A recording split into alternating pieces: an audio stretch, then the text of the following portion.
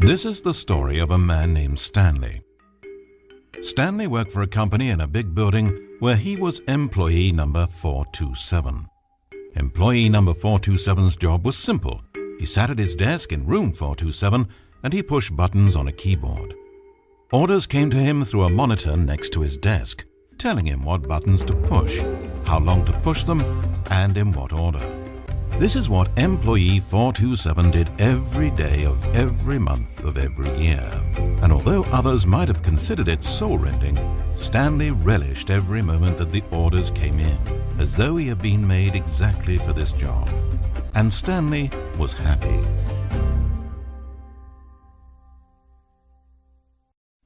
And then one day something very peculiar happened. Something that would forever change Stanley. Something he would never quite forget. He had been at his desk for nearly an hour when he realized that not one single order had arrived on a monitor for him to follow. No one had showed up to give him instructions, call a meeting, or even say hi. Never in all his years at the company had this happened, this complete isolation. Something was very clearly wrong. Shocked, frozen solid, Stanley found himself unable to move for the longest time. But as he came to his wits and regained his senses, he got up from his desk and walked out into the hallway.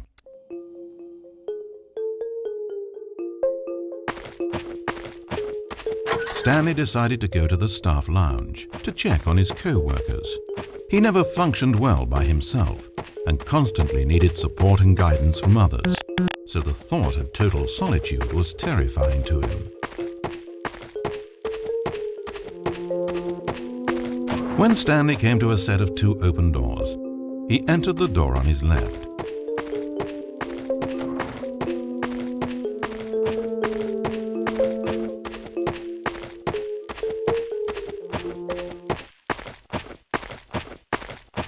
As Stanley entered the lounge, he was horrified to find not a single person here. He decided he would walk up to see his boss, hoping that he would find an answer there.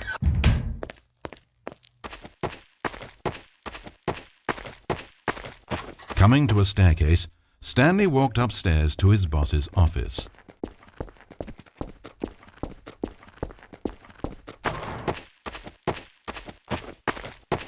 Entering his manager's office, Stanley was once again stunned to discover not an indication of any human life.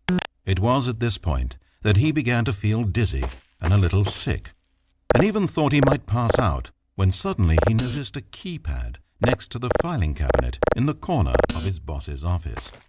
Stanley had never seen this panel before and had no idea what combination of numbers would produce any result.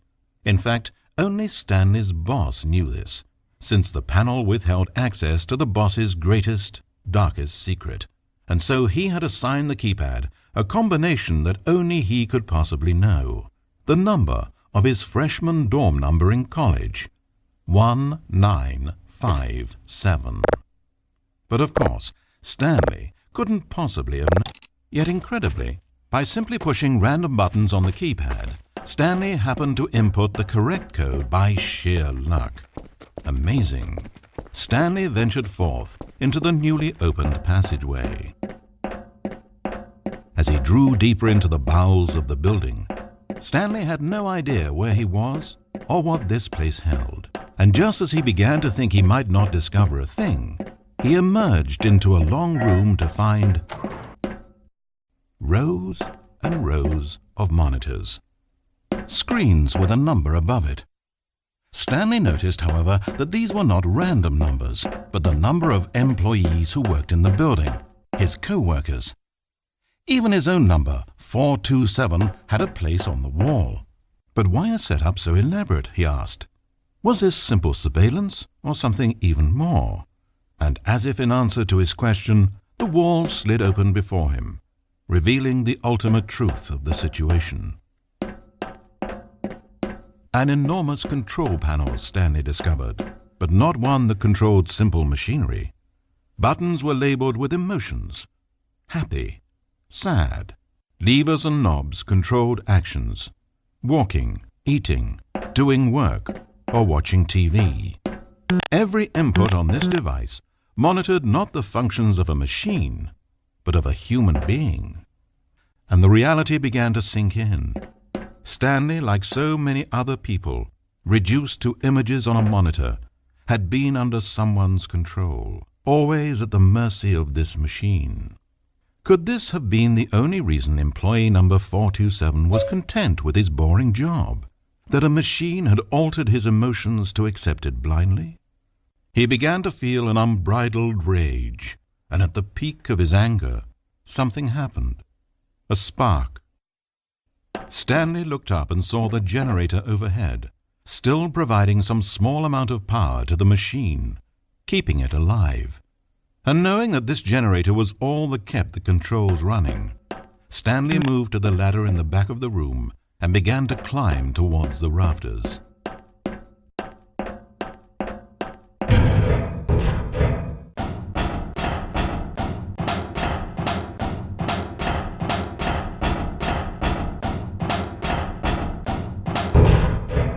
The higher Stanley climbed, the closer he felt to freedom, the further from enslavement.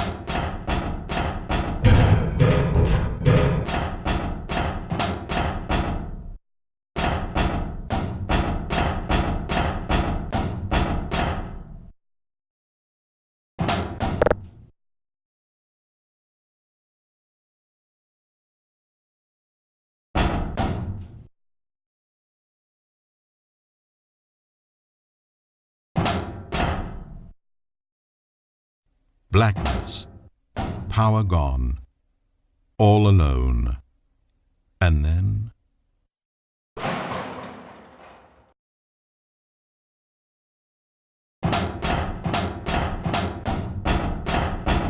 As he stepped through the door into the fresh outside air, a feeling of liberation rushed through Stanley's body. He had seen power, he had seen enslavement, and he had destroyed it. The underling was in control now. He had found his leading role. Stanley never discovered why everyone had gone missing, nor how and when he had come under the machine's control. But it didn't upset him terribly, because he knew that this was how things were meant to happen. All he felt was a delight unlike any he had ever known before. Never again would he follow someone else's orders without question. Never again would anyone tell Stanley where to go, what to do, or how to feel. No more bosses, no more instructions on a screen. Stanley decides for himself now. And he stepped out into the world, and he felt the cool breeze upon his skin, and Stanley was happy.